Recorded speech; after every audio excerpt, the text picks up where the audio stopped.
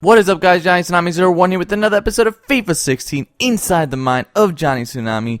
And here we are, we're versing here a decent looking team. Does not have the best chemistry in some aspects, but he does have some really solid players.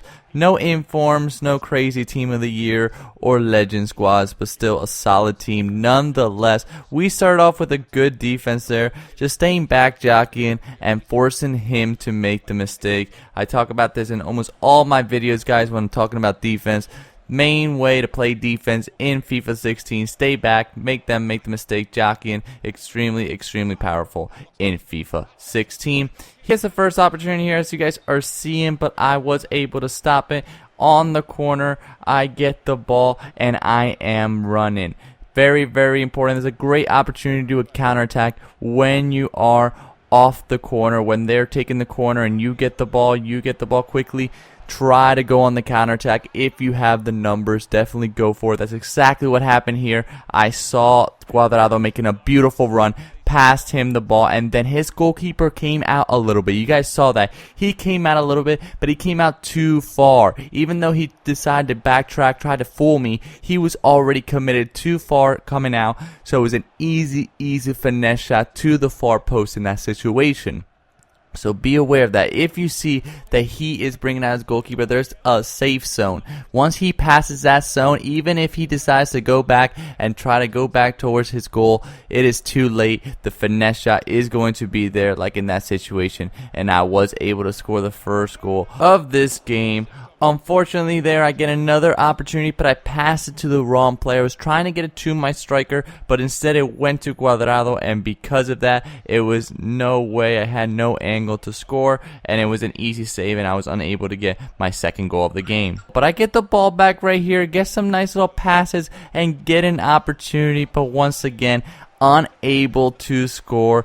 Very important though, guys. Just keep going at it. Keep trying to pass the ball into the middle. Try to keep the ball in your opponent's half of the pitch as much as possible. And then look at that step over.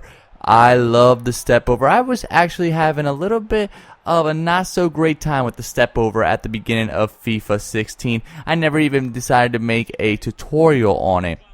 While in FIFA 15, that was my favorite skill move of all, but now with recent patches and how the game has changed a little bit, I find that the step over is much improved and once again becoming a big part of my game. Extremely good, because you are able to maintain your speed and blow by defenders. They do not expect it, and you're able to just blow by them. Definitely do recommend that move. Also, just a 2-star skill move, so definitely anybody can do it in your team. It is a little bit complicated in terms of what you have to do with the right analog stick. You have to like curl it from forward to 90 degrees to the left or to the right, and it could be complicated. So it's one of those moves that you really do have to practice it in the practice arena to really get it down. You always want to do these skill moves in those practice arenas. Play some practice games where you're okay with losing, just focusing on mastering that skill move. So when you need to do it in whatever direction you're running, you are able to do it. That works for any skill move, not just a step over. Any skill move, you really want to master it. You really want to be able to do it from any direction. You really want to try to play some practice games. Focus on those skill moves. You might lose, but it's not always about winning. It's about making yourself better at FIFA, so in later games you can start winning when you actually put it all together. But in that situation, just focus on those skill moves and try to really get it down what you need to do with the right analog stick.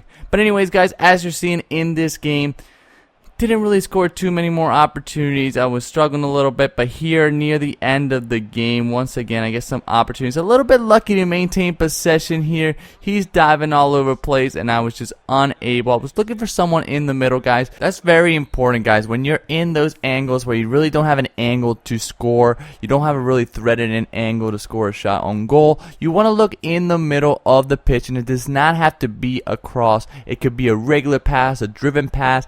Definitely does not have to be done by pressing the X button on Xbox or the square button on PlayStation. Here, guys, he fouls me, and here's a quick little indirect free kick tip.